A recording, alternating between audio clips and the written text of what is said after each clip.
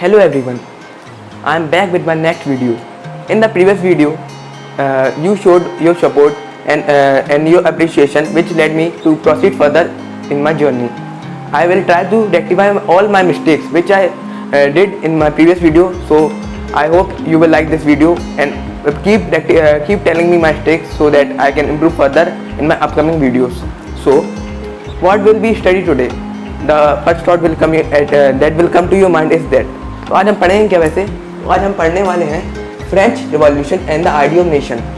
मैंने आपको बताया था कि नेशन स्टेट की मतलब अपन स्टैचू ऑफ लिबर्टी तक पहुंच चुके हैं और उसके पास में जस्ट कौन बचा? फ्रेंच की फ्लैग है, ट्राई कलर फ्लैग फ्रेंच का फ्लैग था, आपको बताया गया था। तो उसके आगे हम बात करें कि वहाँ पे आइडिया ऑफ नेशन जो आया वो मतलब डेवलप कैसे हुआ और मतलब कैसे मतलब क्या क्या चेंजेस आए जिनके कारण वो एक हुए। तो मतलब इन सब के बारे में हम लोग आगे पढ़ेंगे इस बार। तो पहली बात तो ये आपने इसे की पढ़ा होगा 9th में 14 July, remember the date, 14 July 1789 the French Revolution broke out, and that after that revolution what happened, what were the means we can say जो changes आए, reforms का mean basically mean होता है changes या जो policy introduce करी गई उनके बारे में बात करेंगे।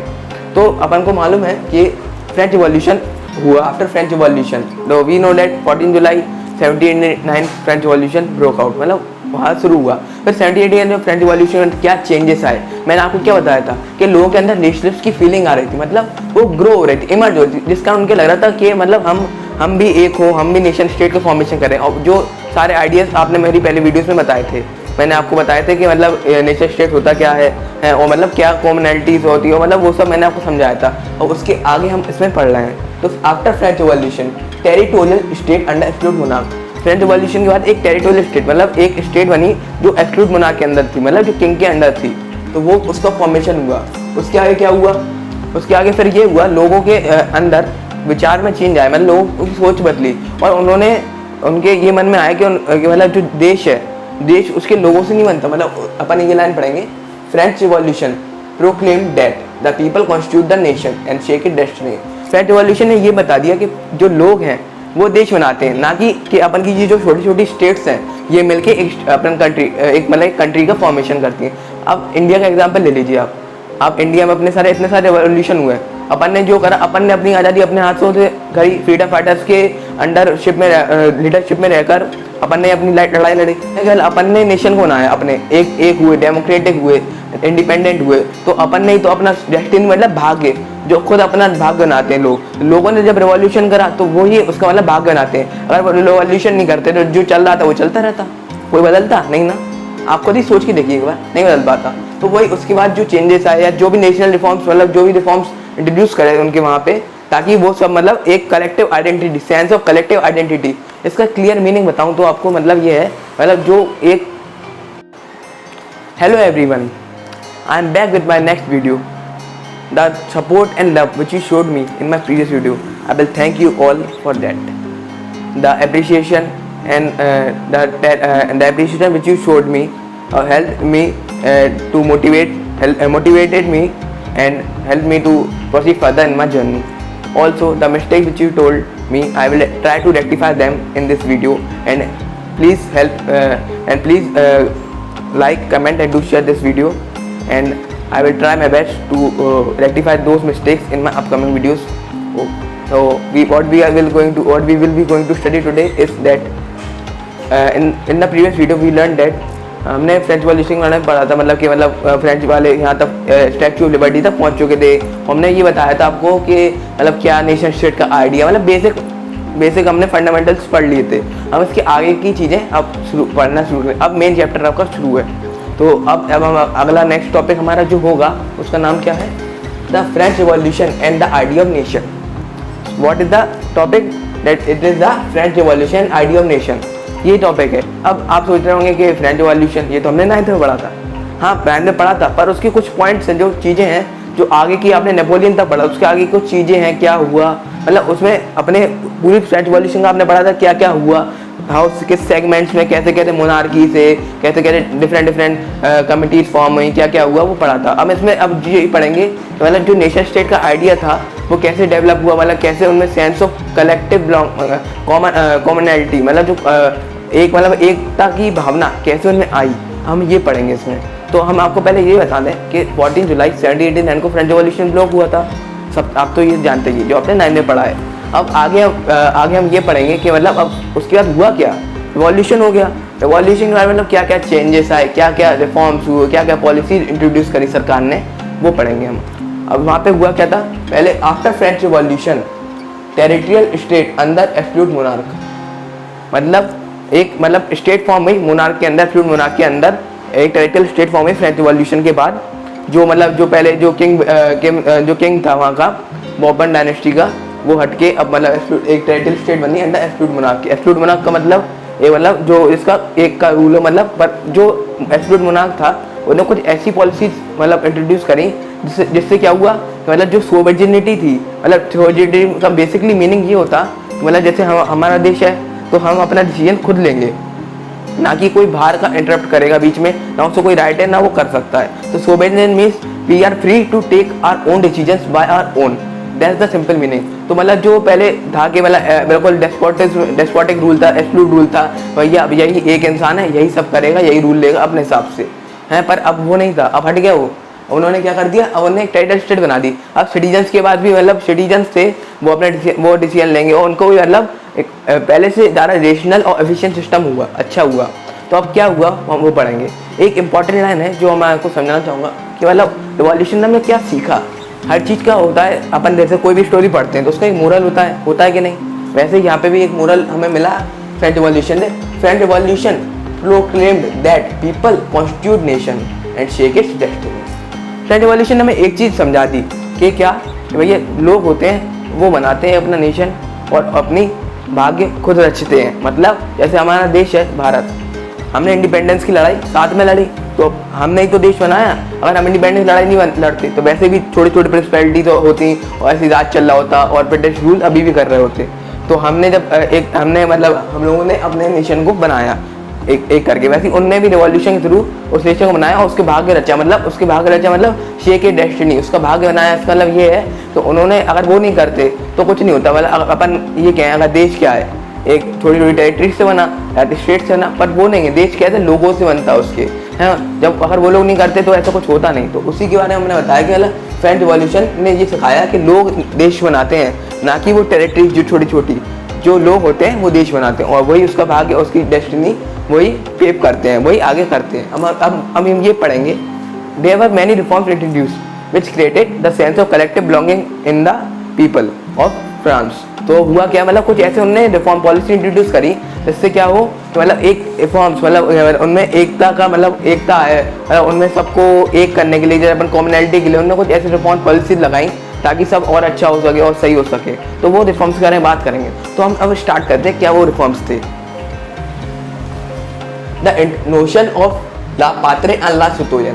अब आप सोचते हो कि ये ले सिटोयन, कैसे करें, द नोशन ऑफ ला पात्रे एंड ले सिटोयन।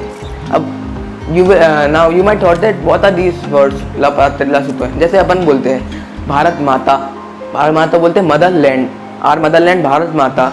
सिमिलरली फ्रांस में उन लोगों ने क्या कहा, ला पात्रे मतलब द फादरलैंड। उन्होंने एक विचार रखा, जैसे अपना एक विचार है कि भारत को भारत माता बोलते हैं अपन, है, तो उन्होंने भी एक विचार रखा ताकि लोगों में एकता है कि मतलब ये हमारा अपन ने उन्हें मदरलैंड एक फीमेल एलेगरी दी है, उन्होंने क्या दिया मेल, मतलब मेल एक मेल फिगर कॉन्स्टिट्यूट करके बोला कि मतलब हमारे फादरलैंड है। तो मतलब वो सब में एकता आई, मतलब एक दिया। और उसके ले सिटोयन इट मीन द सिटीजन। पहले ये था कि मतलब अपन ने 9th में पढ़ा था कि ले सिटो मतलब पहले अलग अलग सबको बुलाया जाता था, वुमेन को ऊपर स्टेट वालों को कुछ कहा था और सेकंड स्टेट वालों को कुछ, सब अलग था। ले सिटोयन मतलब सिटीजन, और उन्होंने कहा सब एक है, सब सिटीजन है, सब एक है और कुछ नहीं। तो अब उन्होंने एक कॉमन नोशन, एक विचार रख दिया कि भैया सब सिटीजन है, अब कुछ नहीं होगा और बस, और मतलब और कोई नाम नहीं बोला जाएगा, सब सिटीजन। तो उन्होंने एक विचार रखा, नोशन रखा और यूनाइटेड कमेटी, मतलब उन्हें एक करने के लिए एक विचार रखा गया, मतलब यूनाइट करने के लिए। लाल पात्रे हम सबका फादरलैंड है, कोई ये नहीं है कि आप नोबल्स को बिलोंग कर रहे हैं तो आपका फादरलैंड अलग है,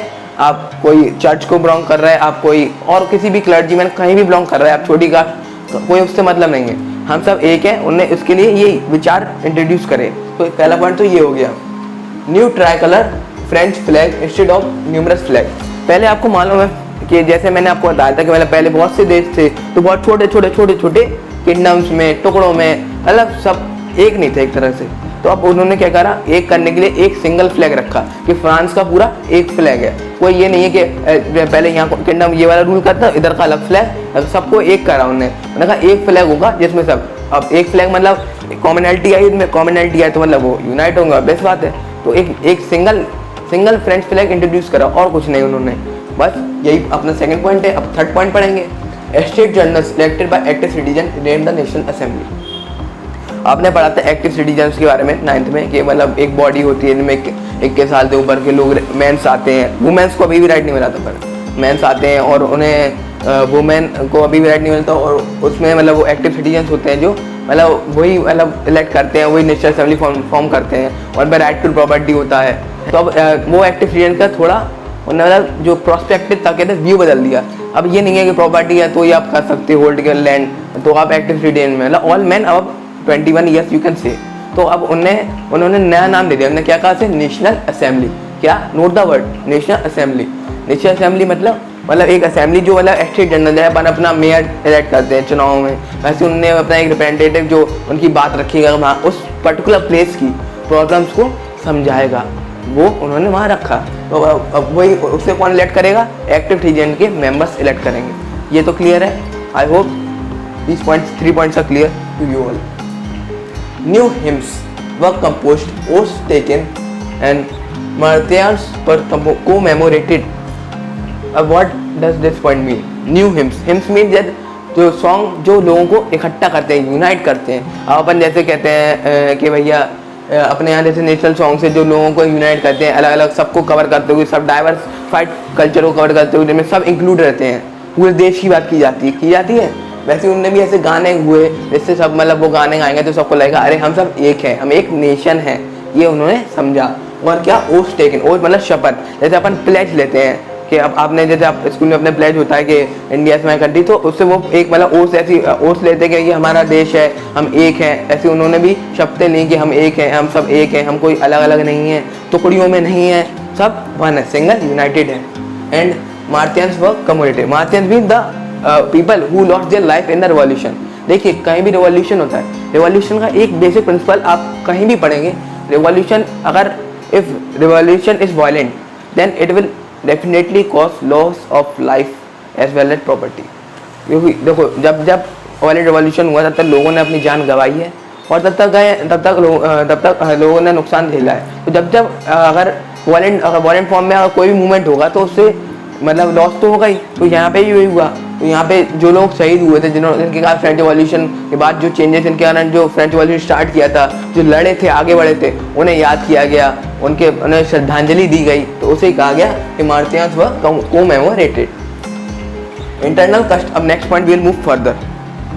इंटरनल कस्टम ड्यूटीज वर अबॉलिश्ड। अब आप सोचते हैं इंटरनल कस्टम ड्यूटीज क्या होती है? We can say internal custom duties मतलब क्या होती है? Internal custom duties these are the taxes. जैसे हम अगर जैसे यूपी से एमपी, वहाँ पे क्या होता था, जैसे अपने यहाँ स्टेट्स हैं, जैसे अपन आपको एग्जांपल समझा रहा, अपने यहाँ नहीं होता पर उधर पे ही होता था कि वहाँ पे जब देखो अब यूपी से मान लो एमपी में जा रहे हैं, मतलब उत्तर प्रदेश से मध्य प्रदेश में, तो आपको टैक्स पे करना पड़ता था। तो वो टैक्स उन्होंने हटा दिया, मतलब हटा दिया उन्होंने कहा, क्योंकि उससे अब जैसे कोई ट्रेडर है अपना सामान बेचने जाएगा, अब वो सामान बेचने आएगा तो अब 10 जगह जाएगा तो 10 जगह टैक्स पे थोड़ी करता रहेगा। अब मान लो चले यूपी से कोई सामान, अब अपने यहाँ ही लो, अगर अपने यहाँ का कोई स्मॉल ट्रेडर अगर अपना सामान बाहर बेचेगा 10 स्टेट में, तो ये तो नहीं है कि वो बार बार हर जगह टैक्स पेगा। तो ऐसे समझ लीजिए अगर कंज्यूमर तक आते आते उसकी कॉस्ट कितनी इंक्रीमेंट हो जाएगी, कितने बढ़ जाएगी, सोच सकते हैं आप, है ना। तो वही हुआ, उन्हें इसलिए इन कस्टम ड्यूटीज को हटा दिया ताकि अच्छे से ट्रेड हो, आराम से हो, इसलिए।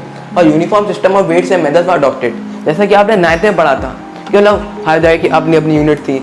जैसे कहीं पर मान चला 1 kg 10 ग्राम के बराबर, कहीं पे 1 kg 1000 ग्राम के बराबर। तो ऐसे तो जितने भी ट्रेडर्स होंगे वो मान लो एक जगह से गए फ्रांस में, इटली से कहीं और गए हैं, तो अब हर जगह जाएंगे, ऐसे तो वो हर जगह अपना टैक्स मतलब कैलकुलेट करते रहेंगे। ये कि अब ट्रेड में बहुत दिक्कत आएगी, अब इस यूनिट में इससे कन्वर्ट करना, उससे बहुत दिक्कतें होती थी। तो अच्छे से efficient movement of the trade, for efficient carrying out of the trade, they what do they abolished different systems of weights and measures and said that एक अब एक केजी में 1000 ग्राम है तो हर जगह 1000 ग्राम ही है, ये नहीं है कि तुमको इधर पे अलग है इधर पे अलग है। तो उन्होंने यही समझाया कि ना, उन्होंने यही करा, इसी सिस्टम को अडॉप्ट कर लिया। उससे क्या, ताकि easily efficient movement of trade हो, अच्छे से ट्रेड हो सके। रीजनल डायलेक्ट्स वर डिस्करेज। रीजनल डायलेक्ट्स मतलब बोलियाँ, बहुत भी से बोलियाँ दैट अब जैसे अपन झांसी में रहते हैं तो अपनी बोली क्या है, बुंदेलखंडी। सो दैट मतलब अब अपन ये तो नहीं कहते कि मैं बुंदेलखंडी द नेशनल लैंग्वेज, लेकिन हर जगह की अलग अलग है, हर जगह की सबकी अपनी अपनी बोलियाँ हैं। उन्होंने बोलियों को ना करके उन्होंने एक लैंग्वेज को चूज़ किया, क्योंकि उनका मेन मोटिव क्या था, आपको मैंने स्टार्टिंग में बताया क्या, यूनाइट करना, एक करना। एक कब होंगे जब उन्हें कॉमनैलिटी आई, और कॉमनैलिटी के लिए उन्होंने क्या करा, एक तो उन्होंने एक कॉमनैलिटी के उन्होंने क्या किया, एक लैंग्वेज को चुना, क्योंकि फ्रेंच है, सबको इसे ही ज़्यादा से ज़्यादा यूज़ करना है, इसी को अपने इसी को यूज़ करके, और फ्रेंच वाली जो और ये बोलियाँ हैं इन्हें डिस्करेज करते हुए, जो हर जगह की अलग अलग, इटली में कुछ बोली जा रही, कहीं कुछ और बोली जा रही, उन सबको हटा के उन्होंने कहा एक चीज़ है, फ्रेंच बिकेम, और यही लास्ट पॉइंट है हमारा, French became common language of nation. उन्होंने कहा कि फ्रेंच को कॉमन लैंग्वेज बना लिया नेशन का, ये अब यही एक लैंग्वेज है फ्रेंच, कॉमन नेशन का। अब इसके आगे का मैं आपको बताता हूँ क्या हुआ। अब जब उन्होंने इतनी सब रिफॉर्म्स इंट्रोड्यूस करे तो अब मेन क्या था, अब उन्होंने रिफॉर्म्स इंट्रोड्यूस करने के बाद उनके लोगों के अंदर आइडिया इमर्ज होते गए। फ्रांस के अंदर ही नहीं, और अदर देशों में, हॉलैंड और स्विट्जरलैंड ने ये आइडिया था जो नेशनलिस्ट का, वो गया। आर्मीज थी, फ्रेंच आर्मी, वो ले जा रही थी इस आइडियाज़ को, हर जगह ये धीरे धीरे स्प्रेड होता जा रहा, ऐसे धीरे धीरे स्प्रेड होता गया। तो अब वो आइडिया जब फैले तो लोगों ने क्या, लोगों में भी आई, हाँ क्या हम भी, जैसे फ्रांस बना हम भी बने। जैसे जब देश में, जब गांधी जी कोई मूवमेंट स्टार्ट करते थे तो वो उस चीज़ को मतलब हर जगह फैलाने की कोशिश करते थे पूरे देश में, कि सब में आए, सब में भावना आ गई कि हम भी इसमें पार्टिसिपेट करें हैं। तो वैसे ही उन्होंने किया कि मतलब वो नेपोलियन ने क्या किया, मतलब जो था नेपोलियन, उसने अपनी आर्मी भेज के हर जगह वो आइडिया नेशनलिस्ट आया। जैकोबियन क्लब्स होने लगे सेटल, जैसे जैकोबियन क्लब्स आपने पढ़ा था, ये पॉलिटिकल क्लब्स होते जो मतलब जैसे अपन के यहाँ अपन जैसे कहते हैं अलग अलग क्लब्स होते हैं जो पॉलिटिकल मूवमेंट्स, हर पॉलिटिकल एक्शन पे क्रिटिसाइज करते हैं, उस पर हर मतलब उस पर अपना व्यू रखते हैं। वैसे ही उन्हें क्लब सेटअप करने लगे, उन्हें जैकोबियन क्लब कहा गया। वो सेटअप होते गए और धीरे धीरे करके आगे ये सब बढ़ता गया। और इसके कारण ये हुआ कि मतलब नेपोलियन ने अपना ये सब किया। नेपोलियन ने भले ही अपना मतलब मोनार्की उठा के डेस्पोटिक रूल लाया था, भले ही वो लाया था, और जितने भी उसने कोर्ट्स मतलब कोर्ट, उसके बाद उसने अपने कोर्ट्स इंट्रोड्यूस करे थे, और उसने जितने भी कोर्ट्स इंट्रोड्यूस करे वो बहुत अच्छे थे, बहुत मतलब ये कह सकते जो पहले वाले मोनार्क से उनसे बहुत बेटर थे, मतलब बहुत बढ़िया थे। इसलिए थे क्योंकि एक तो मेन तो ये था कि मतलब नेपोलियन का मेन मोटिव क्या था, कॉन्कर करना, मतलब वो कॉन्करर था। उसे हर जगह इसका उसने ऐसे रिफॉर्म्स रखे थे कि मतलब वो थे तो एफिशिएंट और रेशनल, पर बहुत मतलब उनसे कुछ दिक्कतें भी थी, वो आगे बताऊंगा। तो अब अगला टॉपिक इसका क्या है, नेपोलियनिक कोर्ट्स। अब नेपोलियन कोर्ट्स के बारे में हम आगे पढ़ेंगे। Keeping your comfort zone in mind, we will cover Napoleonic courts in my next video. Thank you.